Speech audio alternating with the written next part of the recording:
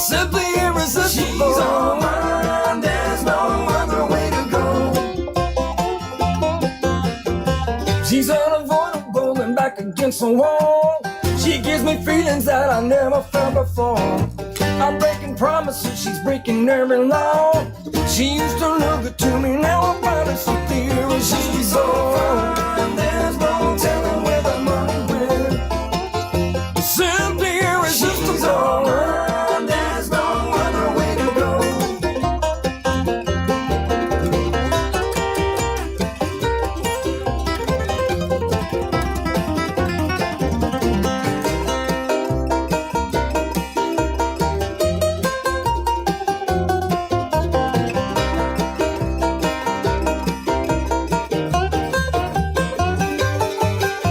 The methods are inscrutable.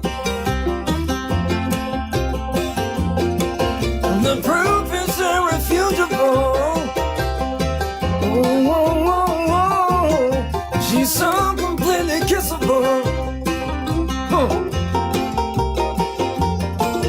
Our lives are indivisible. Yeah, yeah. She's a crazy wind dog. She's a powerful force. Your thoughts are conformed when there's no other course. She used to look good to me, but now I find her simply irresistible. And there's no telling where the money went. Simply irresistible. And there's no other way to go. Simply irresistible. And there's no telling where the money went. Simply irresistible. And there's no other way to go.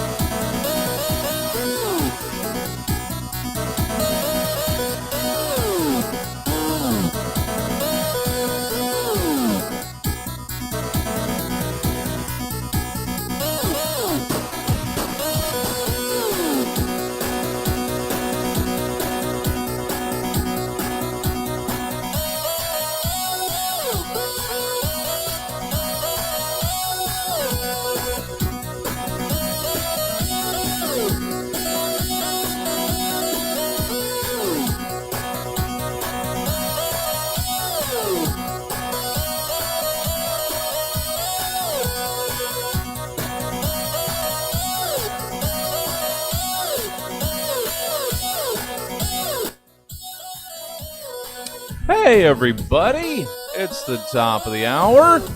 That means, of course, not a lot. Except, it's time to go grab some snacks, get something to drink, get all comfy cozy, and maybe share out the link with your friends and folk not already in the stream, because 6 o'clock Dad Rock Talk will begin in about 2.5 minutes.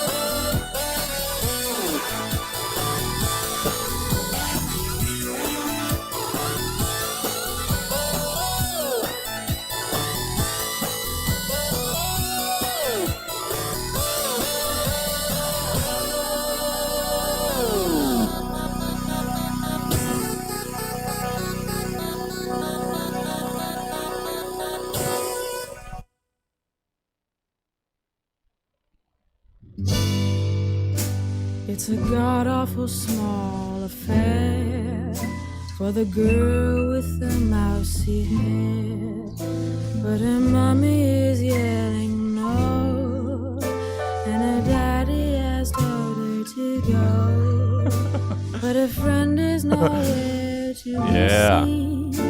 Now she Get the walks blood through a pumping. sun Welcome to the Virtual Stab Comedy with a Theater. seed with a It's clear time for 6 o'clock Dad Rock Talk. and she's hooked I'm just making sure. We got different buttons here. Everything's going to work fine. Welcome to your screen. 6 o'clock Dad Rock Talk. Hey, folks. Welcome to the show. Thanks for tuning in. Getting a lot of white noise. There, it's gone. The white noise is gone, and now a new white noise has replaced it. This is 6 o'clock Dad Rock Talk. I'm Corey Behringer, joined as always by my co-host and good old-fashioned lover boy. It's Court Hansen. How you doing, Court? Good. I got vaxxed today. Ooh, Excellent. nice. That's Yeah, wonderful. Was it your vaxcellent. first or second dose? First or was dose. it the one dose? First dose. Gotcha. I also got a new computer and a new camera for that computer. That's why I'm looking so crispy and tired and HD right now.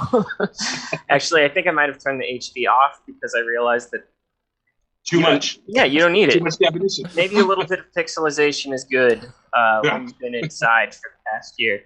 But yeah, things are going smooth.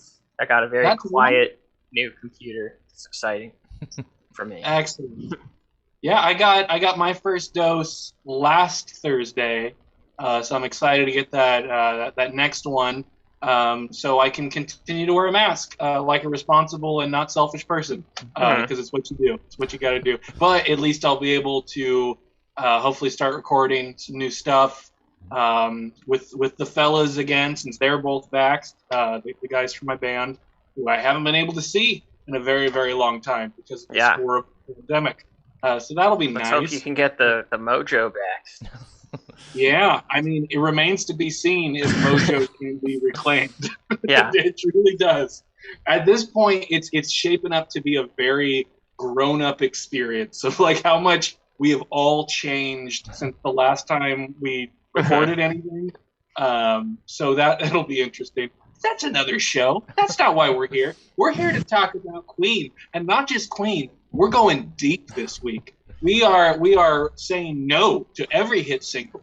We're saying get out of here. We will rock you. We're saying hit the road, fat bottom girls. We're getting deep, and to help us on this deep journey is the one and only Jesse Jones. How you doing, Jesse? I'm good. Happy to be here. I mean, We're happy to have you. I was going to be Seriously, here anyway, but... Yeah, you would have. Because for those of you who maybe don't recognize the face for some reason, this is, really the face of Stab. This is Jesse Jones. He runs Stab Comedy Theater. He's been engineering the show from day one. But normally he's our behind-the-scenes guy. He's not on 6 o'clock Dad Rock Talk in a visual sense. He's been whipping the keys. The George Martin. Yes. The Brian Wilson. I'm sure he the feels Phil that. Spector. But only the lifestyle. Yes. Yeah. Yeah. Production style totally different. There's no Totally castanets here. He's just as interesting as Phil Spector. But Jesse is I think it's safe to say a self-proclaimed Queen snob. Yeah. You have a certain amount of snobbery about your fandom, right? Well, I mean, in like my fandom in general, and it's not good. It's not. It's not something to be applauded. Yeah, no, being just contradictory and not being about, like, in any art form, being about the hits, being about the big things. I mean, don't get me wrong. Love all the They're hits for a reason. Yeah, I mean, they've got 2.5. We're stretching 3, if we're gonna be honest. Greatest hits albums for a reason. I mean, maybe 3 if you're counting hits in other countries. Sure, they're big all over the world, but there's just so much good stuff that you listen later in the albums, and it's just I like some of it more than the hits, frankly. But that's only because I was driving in today and I realized, as far as like classic rock bands go, it feels like Queen's got one of the deepest like roster. I can think of like 6 regular rotation classic rock songs, and I can't think of a lot of bands with that much volume. Well, they get 2 that get paired together a lot. Sure, So. That's true. Yeah. Yeah. A little combo. Yeah. Yeah, no, that's definitely true. Like, I mean, I'm trying to think of some right off the top. There's guys that come close, I think, of like Steve Miller Band, Creedence. Yeah. But these aren't even bands that I think of with the same sort of and I cringe to say this, but epicness. Queen has an epic, just atmosphere about them and an entire vibe that is Queen. Yeah. Yes. That really is kind of on its own as far as classic rock radio. I can't think of any that come close to the sort of monumental atmosphere of Bohemian Rhapsody. Yeah. Like that doesn't exist with any other band. So yeah, they are unique that way. And I feel like, and I could be completely wrong, but and you guys will tell me, but I feel like sort of the wouldn't necessarily inventors, but the forerunners, the main sort of thrust in like arena rock. Yeah, they definitely were. I want to say that some of the people before them are ones that you wouldn't even guess. Like Jethro Tull was kind of a what's the word I'm looking, like a pioneer, sort of like the arena rock level of bands. Well, I think CSNY.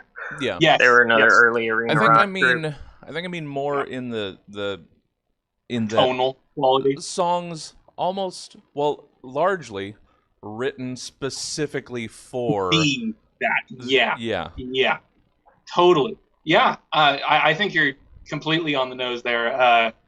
Yeah, because going back to just the epic quality, like those are songs that you have a hard time picturing in a theater.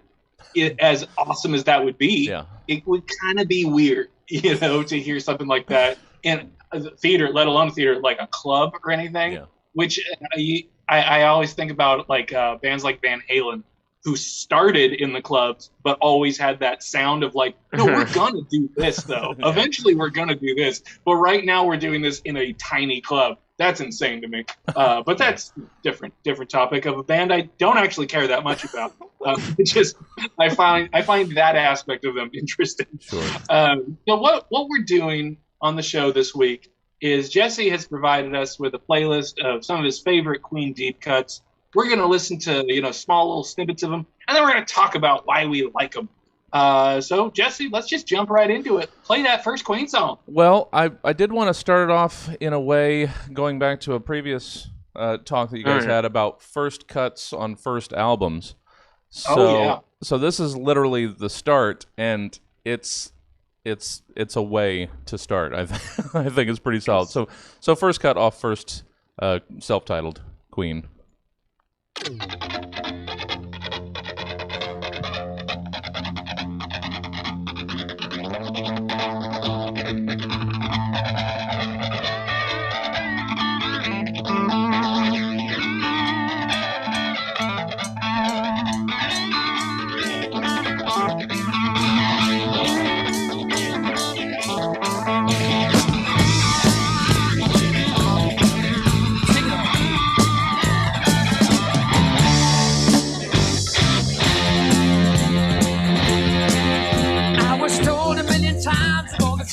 In my way, might you grow a little wiser, a little better every day. But if I crossed a million rivers and I rode a million miles, then I'd still be where I started, bread and butter for a smile. And I sold a million mirrors in a shopping alleyway, but I never saw my face in any window any day. Now they say your books are telling you be a superstar, but I tell you just be satisfied and stay right where you are.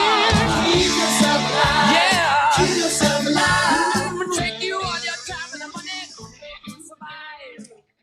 So yeah, first track on the first album, Keep Yourself Alive from Queen, what I guess would later be Queen 1, but just the self-titled initial debut, and that was the first track on the first album. Yes. And it feels like they just come out wholly formed. Yeah.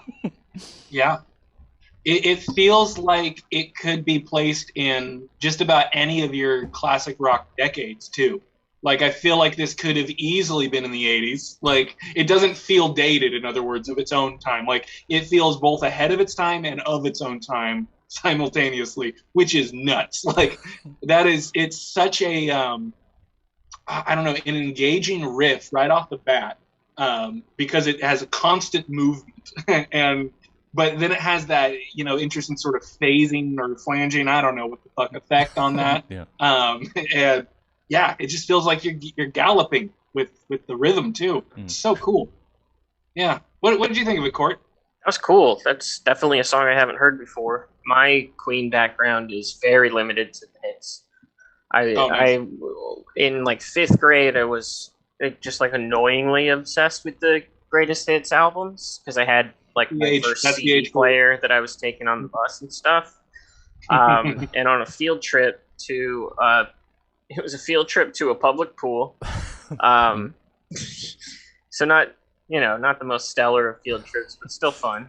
I just remember talking about that CD a lot, and I had the CD with me, and I had somehow because it was one of those double CD cases that are like extra thick, and I had for some reason taken that whole deal with me just so I could like talk about it. But that being said, my understanding and familiarity with Queen is pretty limited. It doesn't go beyond those hits. So I hadn't heard that before, but that was cool. It kind of reminded me of like Iron Maiden. Yeah, no, absolutely. That gallop was totally Iron Maiden. Like, I'm not aware too much of the timeline, so I don't know if one would have been possibly a conscious influence on the other. But yeah, I totally heard Maiden as we were hearing that. Well, that was, and real quick, to defend your love of the best of, I think that's completely fair. Yeah. For like anyone, like really, like no. The level of annoying that I was exceptional. It wasn't the album. It could have been any album. It was the degree to which I subjected other people to talking about it. But now I have a show for that. So there you go. Yeah. So that was 1973, and I know all this tangentially, sort of. I've got some information here and there. I was shocked when I went and looked back at all the releases and stuff. How from 73 to 77, they released 5 albums, and it was all of the hits. It was everything, like in succession. Less than a year between each of these albums came out, and it was just crazy that it was that volume. I realized it was that quick, but I don't think I realized it was that quick until I looked at it. Yeah. I feel like just when you talk about classic rock, it's easy to like focus on, single bands and then just thinking of like the broad strokes of how a decade works. And then you like realize that that's a very short amount of time to put out what is essentially a very large body of work. Like it's nuts. Cause to me, I think it's impressive if a working band today puts out an album every 2 years. Yeah. That's very, that's consistent because that's putting out an album and then you tour it for a year while you're writing the next one. And then you got the next one going. But that just wasn't how it was then. It was just like a machine. They were just they were pumping out hits. And that's crazy that they're capable of that. Yeah. That they're capable of making something that isn't so like just homogenized. Like each album has an identity. Yeah. When we're like just specifically talking about Queen, that's crazy. Any other thoughts on this, or shall we move on to the next? Well, let's jump. I got to get moving faster as it is. I want to make sure I get enough in here. So. Sure.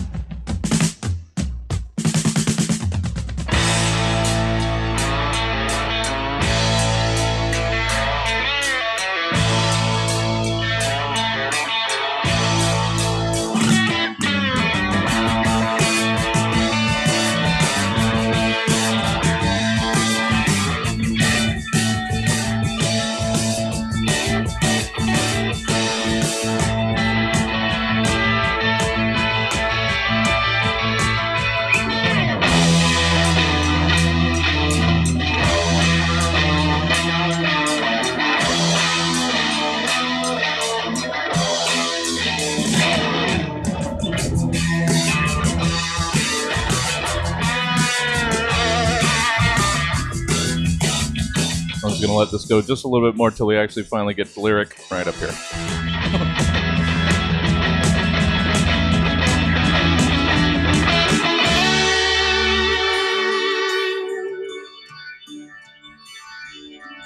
I have sinned, dear Father, Father, I have sinned. Try and help me, Father, won't you let me in? Liar! Oh, nobody believes All right. That's as long as I can let that go. So that's Liar, also from the debut album. I wanted to start just with Keep Yourself Alive, just as that was a fun first track, first album. But then Liar is one of my favorite real deep Queen cuts. Yeah, it's a cool song. Yeah, I'd never heard that before. That was really good. It reminded me of like a Zeppelin with more precision, like less messy Zeppelin, you know. But they just, especially that first section where they just let Brian be a monster, just like go ahead, just be a blues god for a second. Like we know you don't get to do this very often. Just rip it up. It's so cool. Yeah. And then when Freddie comes in, that feels very Robert Plantish, like that long like drop, you know. That's cool. Well, yeah, and this was in '73, and when they came out, that was they got slagged pretty hard as sort of Zeppelin ripoffs almost. Fair enough. And yeah, that they were definitely a big influence. And yeah, in the earlier days, Brian got to be a little bit more of a monster, and he said, like in interviews over the years, that he would much rather have been in something like a Zeppelin or an AC/DC. He'd rather be basically. Yeah, he'd rather be ripping. But still, it's hard to not want to be in this band too. So Yeah. Because I think it just makes those moments more special when you get to have that the fleeting bar band moment, you know, of just rock and roll, man. We don't need to be operatic. We could just be rock and roll for a moment. Yeah, I was gonna say the opening part sounded just like good classic like dirtbag road music. Yeah, like truckers or guys on motorcycles or just like a cool guy with like a cool car. Just you know, kind of. It didn't sound like Bad Company, but the kind of guy that would listen to Bad Company. It reminded me of that kind of like dirtbag rock, which I love. It's music to sell crank to. I think that's what that is. sure. Yeah, Not or necessarily even to do the crank, just to sell the crank. not even that dirt. Not even that. Which is a funny thing in that it's Brian Rogers, right? He wound up fronting Brian Rogers and Queen, the Bad Company lead vocalists. They toured for I didn't know that. They toured for a Quite a handful of while, years right? in the early mid aughts. Yeah. Interesting. That's a cool connection that I did not know. I remember that. Yeah, my parents were super jazzed about it. Yeah. They're like, this is great. I was like, I don't know if it's great. Like I know he's a good singer. Like I'm not denying that, but like I don't know. And I guess this isn't the point of the topic this week, but like I just don't think they should have continued and continue to continue. Just let it be done. Yeah, You know, just I mean, that one made less sense. I didn't quite get that connection, but Brian and I just made it. Brian and Roger still want That's to. true. Brian and Roger still want to be rock stars. John quit basically after the tribute show. It makes a little more sense with Adam. Yeah, Right. Yeah. yeah, Yeah. just blanked on him.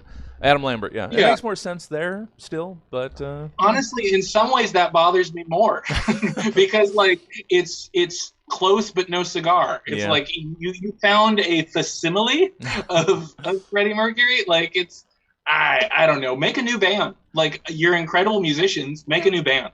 yeah, It can be done. it's fair. But anyway, let's hear another song. Even messed it up on my own. Hold on. Unmute. There we go.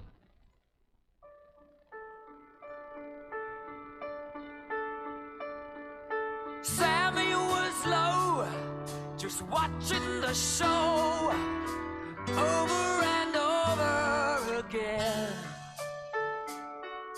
Knew it was time, he'd made up his mind to leave his dead life behind.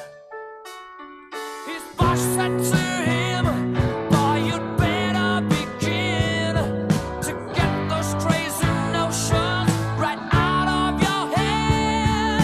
Sammy, who do you think that you are? You should have been sweeping up the Emerald Broad. Spread your wings and fly away, far away. Spread your little wings and fly away, fly away. So that was Spread Your Wings from News of the World. I was trying to make sure. Yeah, that one. So that was from 1977. That one was written by John Deacon. I think the previous were Brian and Freddie, respectively. That was the thing also, of course, about Queen was each of them had a couple, like, huge hit singles. So they all contributed to that. And, I mean, that caused problems eventually. But but it was the sort of hallmark of the thing is all of them wrote and all of them had some really big hits. Yeah. I'm so glad we got into some ballads already, because that's my most sweet spot with Queen. I love the ballads. And this one is great. I've never heard it before. Just that pounding piano is just, I'm a sucker for that. It's a great song. And I mean, I couldn't even tell what the song was about. It wasn't really doing much for me lyrically, but it didn't matter because he's singing so passionately. Yeah. He could be singing his grocery list, as the cliche goes. Yep. It doesn't matter. I don't Any have too thoughts much. on that? I don't have too much to add. That was also good. You said this was from '77. Yeah, from News of the World, the album with We Will Rock You, We Are the Champions. I see. Yeah, cool. Cool to see where they were at a little bit later. Yeah. Jesse, you touched on it briefly, the sort of aspect of them all writing songs, contributing. Are you aware of another hit that, God, I'm blanking on the drummer's name right now. Oh, but, Roger? Yeah. Because I know the hit that he gets, like, the most success for, as far as, royalties and everything, is he had the B-side Yeah. with I'm in Love with My Car. Mm-hmm. And, like, that was a point of contention, right? Of, like, he wanted it on the B-side so he would kind of ride the coattails of, was it Bohemian Rhapsody? Yeah, Or it was so- one of those huge ones off that album. Yeah. Because I know it was Night of the Opera. It was B-side of Bohemian Rhapsody. I don't know if... It's hard to say if Did he have at... any other? Well, yeah. It's hard... That was my roundabout way to ask that question, because I can't think of anything else that I know he wrote. And I wouldn't... I personally wouldn't call that a hit because I don't think it did that great. Plus, it's a terrible... it's a terrible song. It's so bad. I know... On another way, spectacular album. I love that album to death. Yeah. I hate that song. I know he had a couple. I was going to look it up here real quick. Yeah. I know he had a couple on the, I think, a Kind of Magic or the. I'll look it up in the next song, but I know. Yeah. Roger I'm had mildly curious. Roger had a couple hits in that the Magic, Kind of Magic era. The I think a couple of them might have been on the same album with the Highland, the Highlander. I think that is Kind of Magic or the Miracle. Yeah, he had a couple hits in there. I mean, the Brian's and Freddie's, there's too many. John's are the obvious ones, the bass-driven ones. Another One Bites the Dust. He's largely on. That's favorites of his. Yeah. Let's hear another. All right, let's get back to it. Oh, there we are.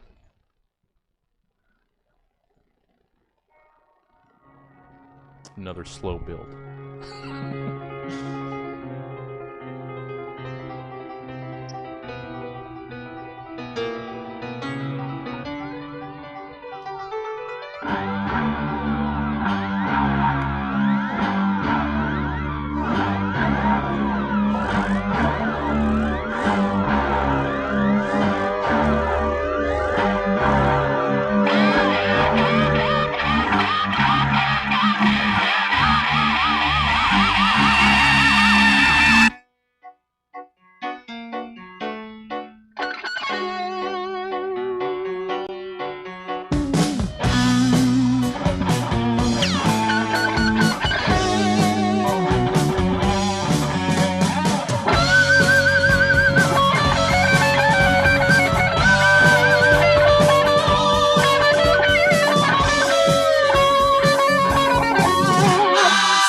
My blood like a leech. You break the law and you breach. Screw my brain till it hurts. You're taking all my money and you want more.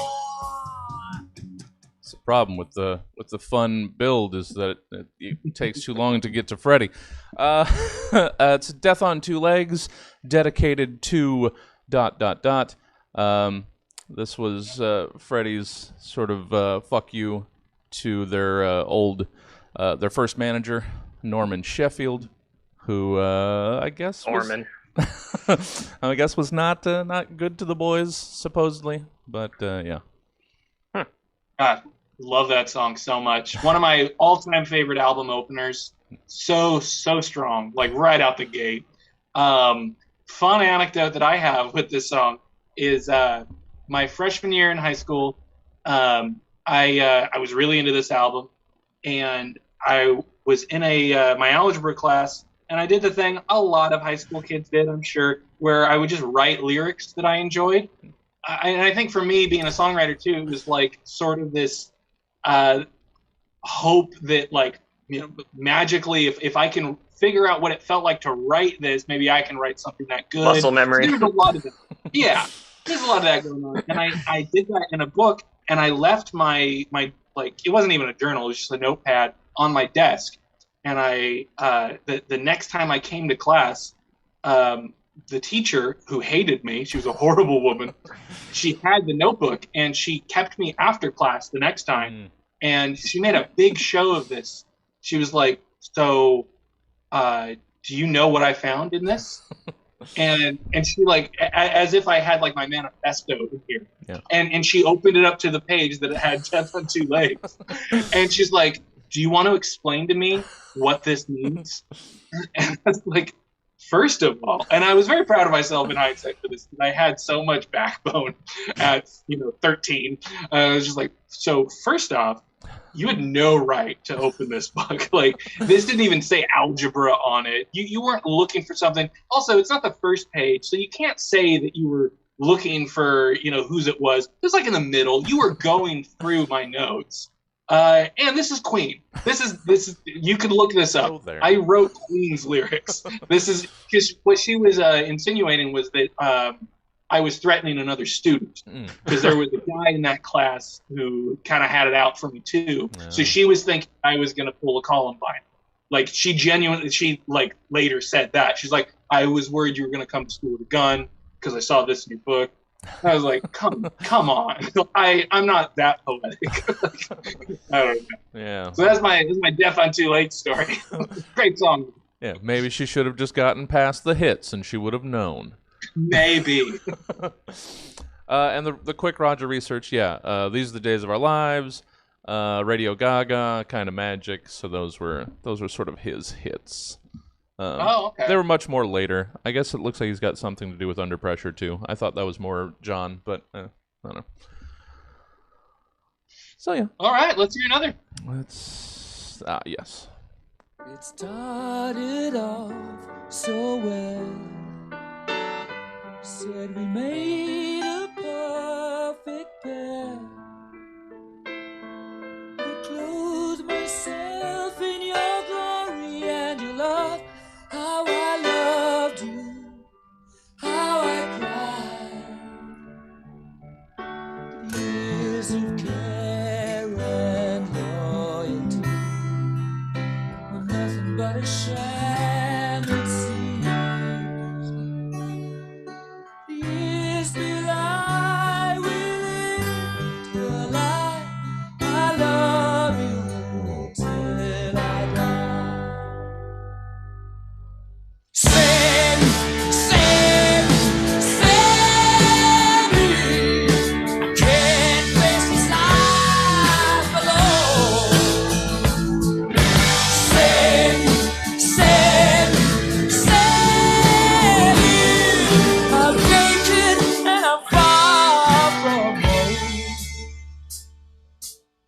gate will soon be clear. So that is, again, pretty naturally, Save Me from the game. What is that, 1980, I believe? Yeah. Nice. I find it impressive that tricks that they use that shouldn't surprise me anymore at this point with dynamics still surprise me. You know, like establishing the song on like the sort of soft acoustic guitar, and then really without any hesitance, like or transition, just suddenly you have this distorted wall of guitar and just huge backup vocals. It's such a it's such a well-used trick that they use. I dig it. I have never really paid much attention to their bass lines before, and so far that's the thing that's jumping out to me the most. Like the bass playing on this one reminded me kind of of Phil Lesh from the Grateful Dead, in that he's playing the bass like it's an instrument for classical music, not just to be the low end of the song, but to like go all over the place and do crazy things. So yeah, I'm excited to hear more bass from them, because I just didn't really think to, when I was younger in 5th grade listening to it, I didn't really like think to listen for that part. Yeah. Their songs were all just kind of like entities that existed as a whole. The idea of distinct parts and each member bringing something different to the table, I just was kind of lost on me as a kid, but I'm realizing now that I owe it to my young self to listen more closely. Yeah. Well, absolutely. I love the way his bass lines guide the melody, because they really do. Like they bring you around in ways that aren't just, you know, following in line with the kick drum. He doesn't do that. Mm-hmm. Doesn't need to do that. What were you thinking, Jesse? It's something that I've always felt about the band too. Like, so Freddie, Brian, Roger all had solo stuff, and they're all great, like undeniably great rock performers, musicians. But on their own, they never really seem to be what they are as the sum of the parts, because and especially like Brian put out some really fun solo stuff. There was one immediately after, or pretty close after Brian died, that he toured on. That's really good, but the vocals aren't the same as when we're going to get to one in a couple, when Brian would do lead on a Queen song. And so it felt like all of the talent together was pushing everybody to extra levels that they had to meet each other at higher levels, and it pulled the best out of everybody. Completely agree. Let's hear another. This one's a little odd. I don't expect anyone to ever have heard this.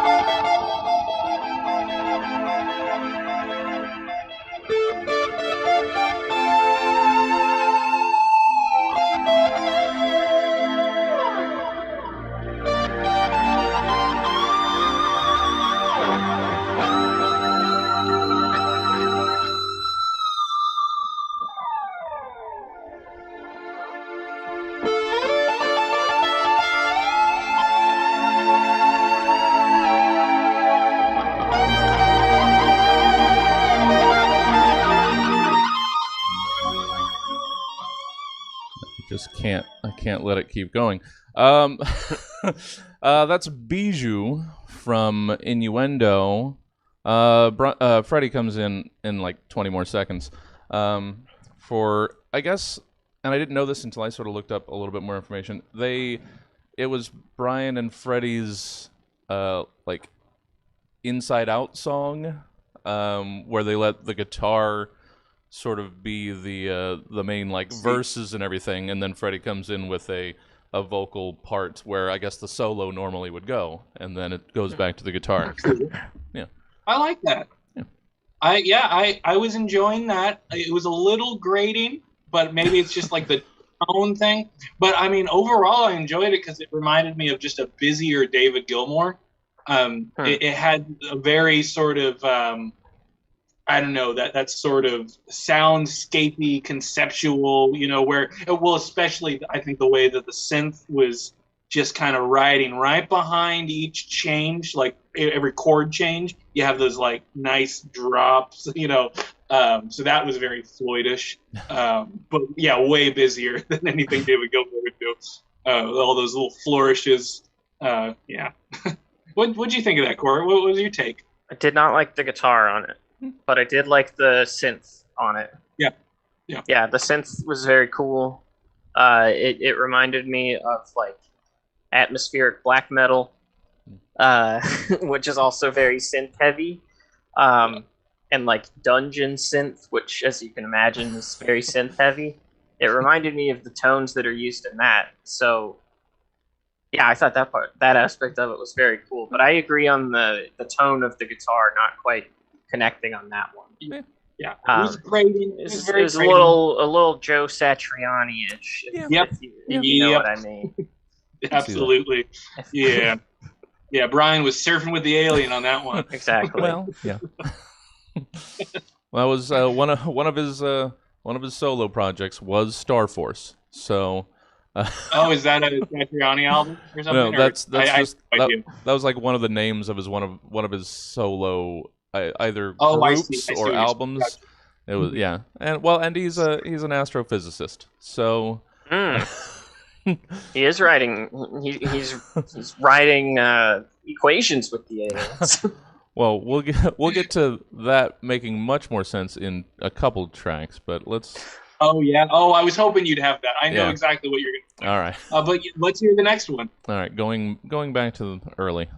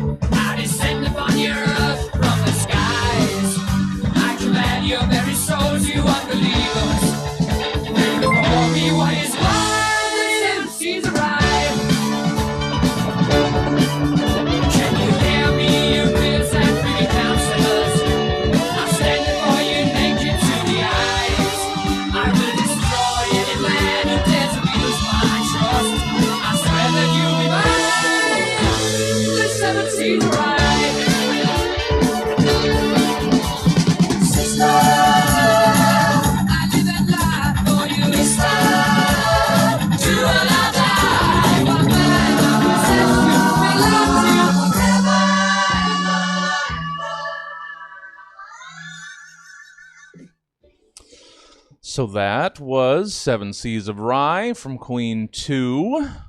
They had 3, I think, visits to the Kingdom of Rhye, which was just their weird. They were doing. It was one of the things that they were had pointed out. They were doing this sort of sword and sorcery Zeppelin style songwriting when they started. So that was that inspiration there. Yeah, I definitely have a soft spot for that sort of world building in songs, even when it's sword and sorcery stuff, which is like at its core just silly as hell. It really is. Like even when it's done really really well, as soon as you start bringing up dragons, like you lose a little bit of integrity, I think. Yeah. But it's still cool. It's cool as hell. The riff kind of reminded me of Holy Diver. Yeah, I hear it. Yeah. I think speaking of sword and sorcery, a more dragon connection. Anytime there's a gallop and stuff, you think about that world of metal, that fits. Yeah, that was cool. That was probably my favorite one so far. Another one I hadn't heard before. Well, yeah, I was thinking when you were talking, when we had brief Queen interactions, I was thinking you were probably gonna like 1 and 2, so those might be something to listen to.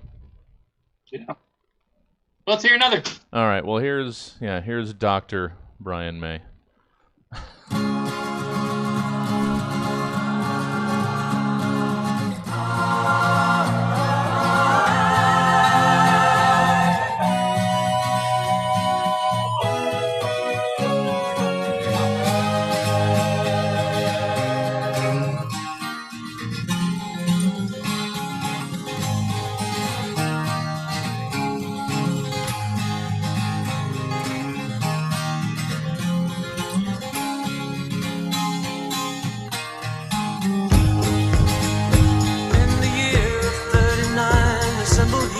Volunteers in the days when lands were few.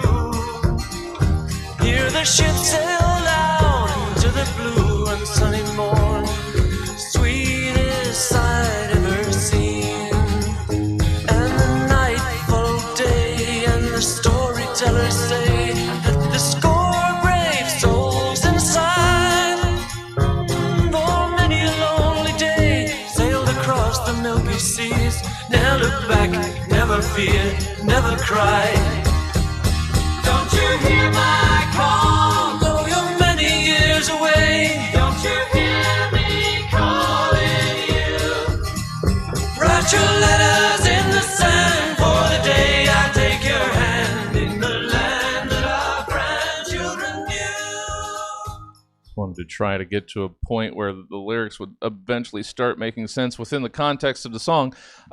That's 39 from Night at the Opera. That was Brian on lead vocals, and I love just about every Brian lead song. And it's this is described as astrophysicist Brian May's sci-fi skiffle about time dilation. So later it gets into Earth is old and gray. I'm older but a year, and basically it's they went away on a starship, came back 100 years later, but they'd only aged a year. So from your eye, from your eyes, your mother's eyes cry to me. It's yeah. The best. It's such a great button at the end of like the last verse before going into that outro chorus. Yeah. Like if I hear that now, it'll still probably give me a bit of a chill. Yeah. It's so perfect. This is a perfect song, and it's so much fun to play on the guitar. It's such a satisfying melody that doesn't repeat itself too much. It really goes places. It's a perfect campfire song. It's it's so great. Yeah, I could see that with kind of a different, not even honestly that different of an arrangement, but different vocals. That could be like a CCR song. Oh yeah. I was trying to figure out while I was listening what it reminded me of, and I guess like somewhere between CCR and Jackson Browne is where that was really cool. I'm 0 for 0 this show as far as hearing these before, so Nice. that was another really good one. Yeah, Excellent. 39 so much fun. It's when their sci-fi fantasy songwriting grew up in a weird way. Yeah, I think so, because it's not silly. Like it has such a sincere sorrow to it. I mean, right at the top, like it feels like something bittersweet is about to happen, and then when it does, it really hits home. Like I don't know, and just his I don't know, the way he crafts that chord progression when he gets to but the night followed day, little darling went away, and like the chord change that he does there, it tugs the heartstrings so effectively. Like he could be singing La Da Da, and you would still feel sorrow. Like I don't know if that I've articulated that well enough, but great song. Yeah, that's cool. All right. Well, I get to say that we get to go long. That's my theater. We probably wouldn't go too long, but here's we're actually gonna get the entirety of this one. This is one of those minute songs that I love. Oh wait, let's not miss the whole minute by not unmuting it, dummy. There we go. So, dear friends, your love is gone. Only tears to dwell upon.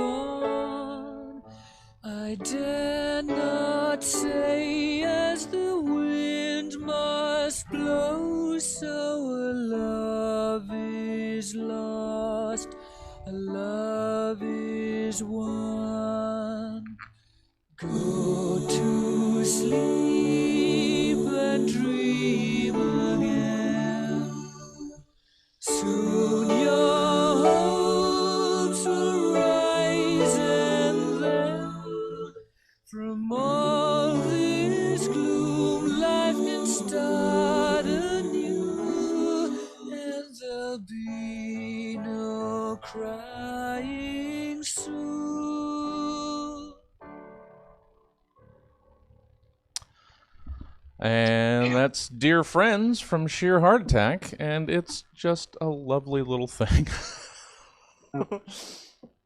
It's beautiful. I don't know it in the context of the album. Does that like fit between a couple songs, and as like a nice sort of bridge between? There was a time, and I was very proud of it, that I could say this was at my at the peak of my fandom. I could say what album any song came from, and then I could tell you what the next couple songs after that on the album were. It goes into a weird.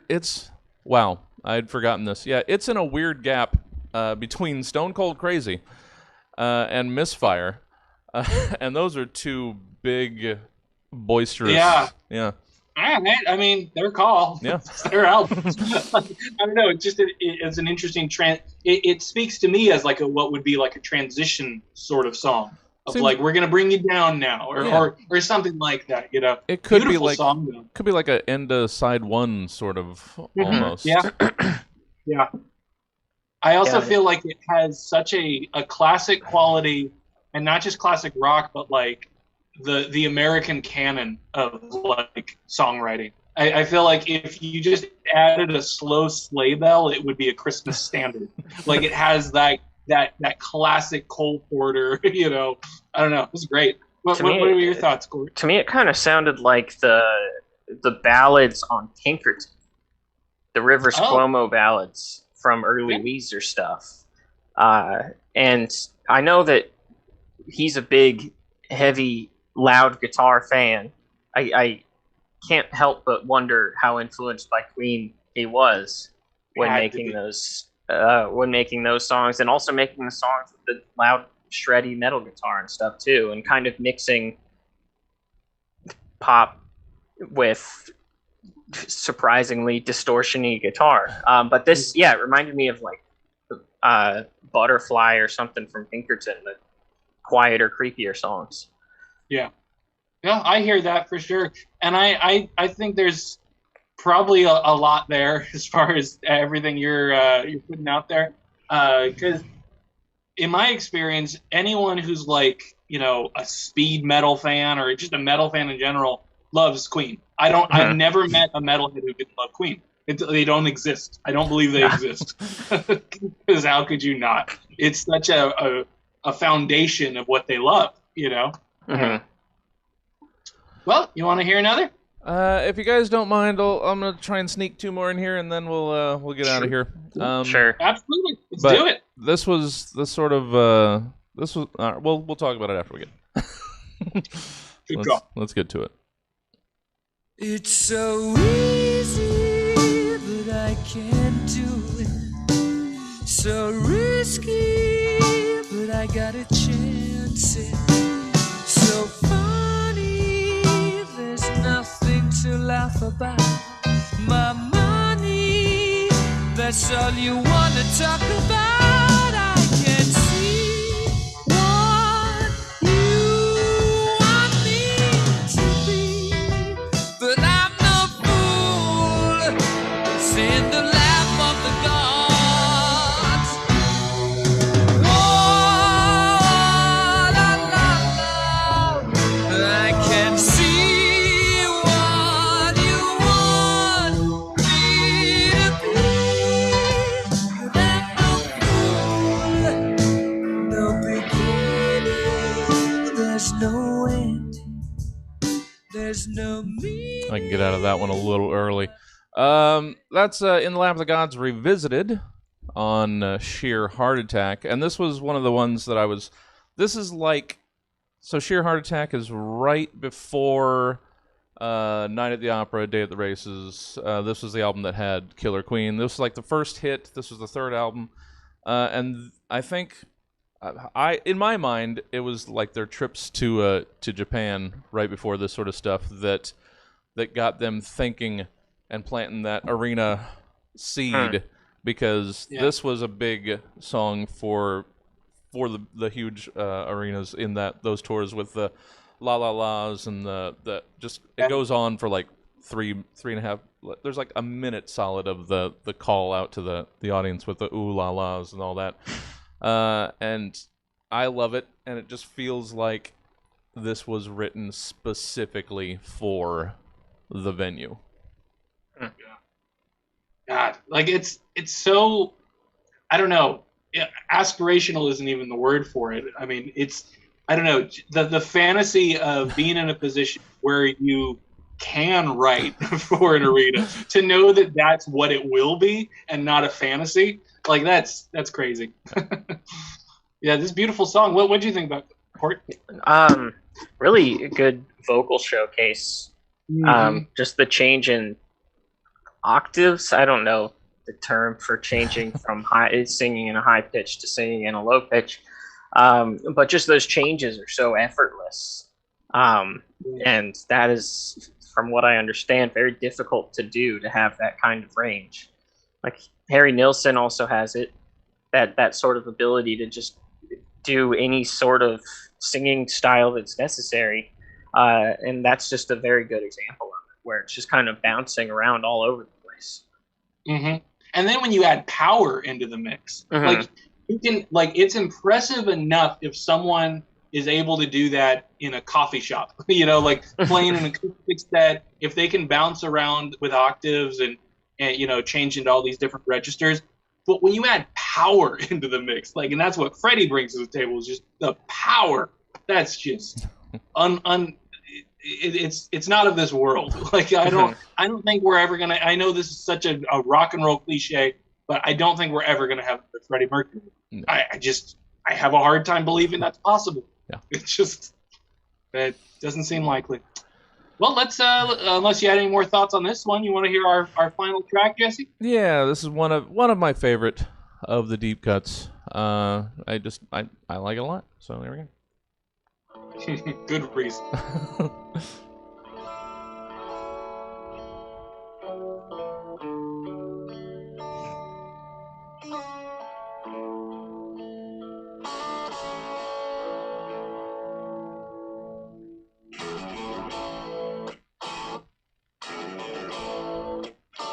You say you love me,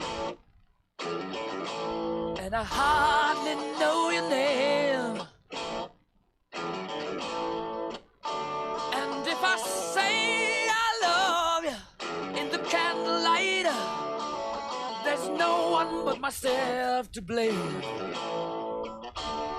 But there's something inside that's turning my mind away. Oh, I could love you if I could let you stay. It's love when I'm bleeding deep inside. It's love. Ooh, is it just my sickly pride? Too late. Even now the feeling seems to steal away. So late. Though I'm crying, I can help but hear you say, it's late, it's late, it's late. Ugh, so hard to stick to my own rule of like a minute 10.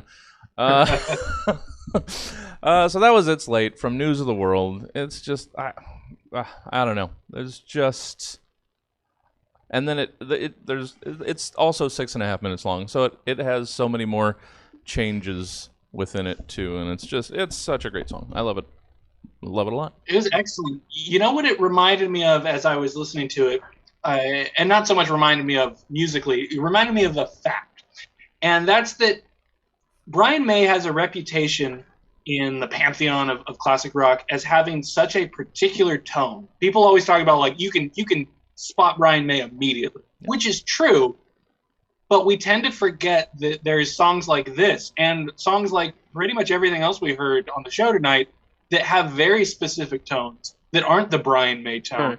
Like, he's such a versatile player. I don't think that gets talked about enough. He really does what's necessary for the composition.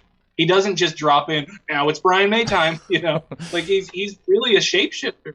And I think this showcases that perfectly, because that was such a departure from any sort of, standard Brian May tone.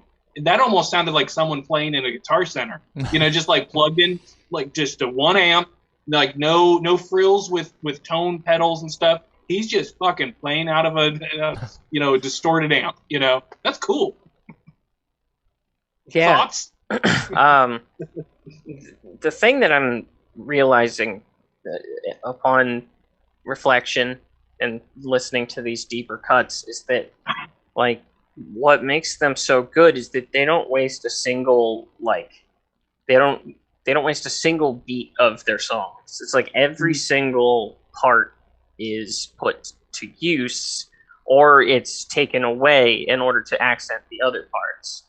And there's like no, despite the songs being so long, there's not that sort of bloat because everything feels so precise. It feels like perfectly, it feels like it could be written out on like, smart guy sheet music just as much as it sounds like a bunch of rock and rollers hanging out having a good time.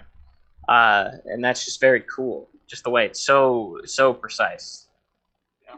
It feels composed. It doesn't feel jammed. Yeah, that's the word I was looking for. Composed. Yeah, absolutely. Yeah. Any other thoughts on this before we wrap it up, Jesse? It's in track. It's awesome. If that's where it ends, I get it.